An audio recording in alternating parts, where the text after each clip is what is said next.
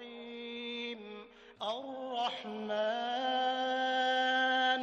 علم القرآن خلق الإنسان علمه البيان الشمس والقمر بحسبان والنجم والشجر يسجدان والسماء رفعها ووضع الميزان ألا تطغوا في الميزان وأقيموا الوزن بالقسط ولا تخسروا الميزان والأرض وضعها للأنام فيها فاكهة